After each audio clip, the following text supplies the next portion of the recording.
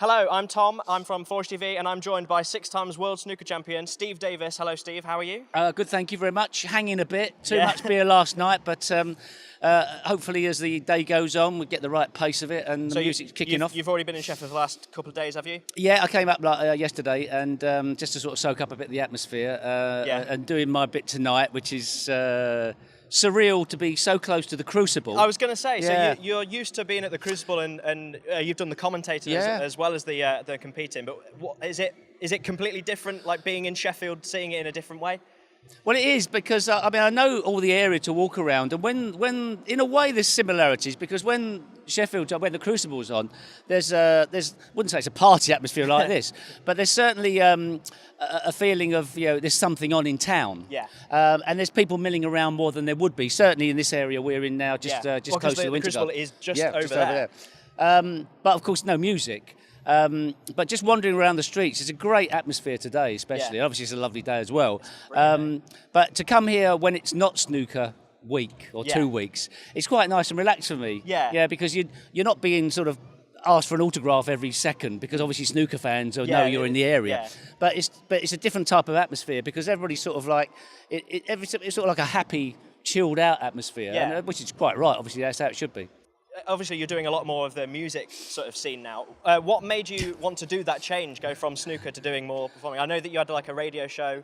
Well, yeah. I mean, snooker was my hobby. Yeah. That turned into a profession. Okay. But I've always had a hobby of collecting records, and I've always been at some stage asked to do radio shows, because of the fact I liked various types of music. Yeah. And then somewhere down the line, a local community station in my area said, would you like to do a proper show? So I said, yeah, I'll do one. So I've been doing that now, and I joined with my sort of mate who does it as well. So 2 of us do it for like nigh on 10 years. Really? Wow. And so there was an overlap at some point. Oh yeah, totally. Yeah. So it was a good release. It was a good fun thing to do. It wasn't like you stopped the snooker and started the music. It was sort of they both at the same time. Yeah, and it was on a Monday evening, and it sort of fitted in okay. And if I couldn't do it, my friend would do it. So it was like that. It was good fun. And then the strange thing happened was.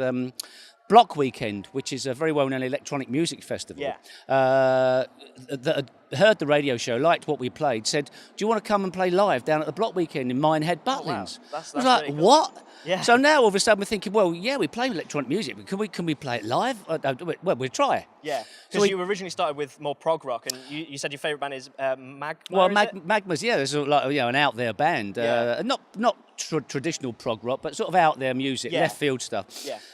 But there's great left field artists, including ones that come from this area as well, not far around the corner. Yeah. So we went and did that. BBC iPlayer did a feature on it, and it was on for a month during the snooker event. It got a lot of hits, and on the strength of that, then the phone started ringing.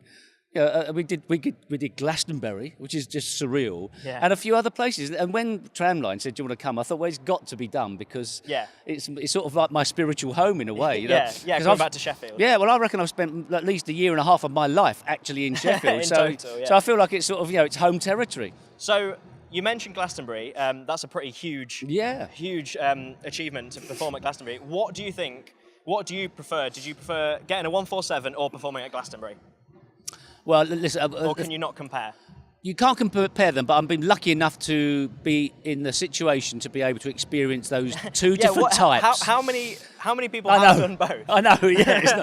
I don't. There's a few people who've done a 9-dart finish, but I don't see Phil Taylor turning up at Glastonbury. I've been very fortunate that that's gone down that road. Yeah. And there is a novelty element to it as well, but it's the fact it's backed up with a bit of the fact I like the music and it's okay.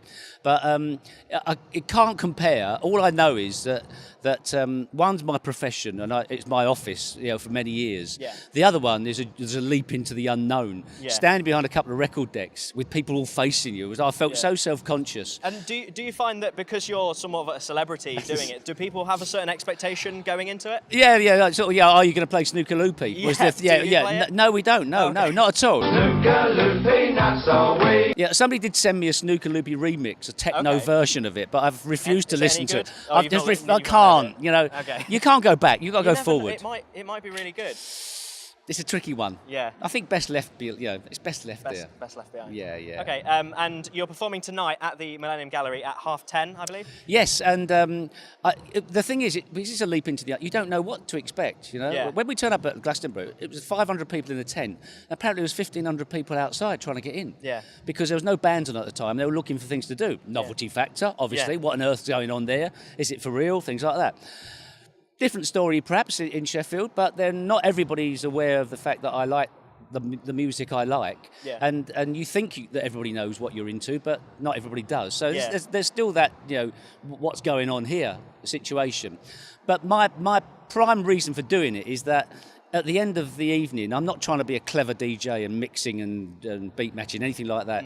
What we're trying to do is to play music that we believe in and really like by artists that are not very well known. Yeah. And if one person comes up and says, wow, what was that? Where do I buy it? Yeah. I feel like I've done my job. So you feel like I'm more of a what you're doing facilitator. is getting like a message out there of the small artists who are like up and coming. Yeah, or the different musics that's out there. So they're made up. Yeah, maybe Allteco, a big, well-known band. Yeah. Things like the electronic things like that, or Captain Beefheart. Yeah. Well, you've been around for years, but not everybody's aware of the music. And that sort of fits in perfectly with Tramlines, with there being so many up and coming artists.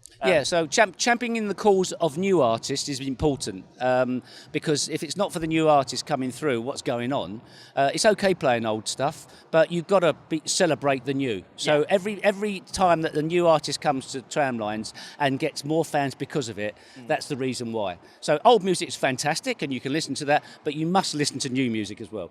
Okay, thank you very much, Pleasure. Steve Davis. Thank you very much. Pleasure, thank you. Cheers. Snooker, looping, that's our way. We're all snooker.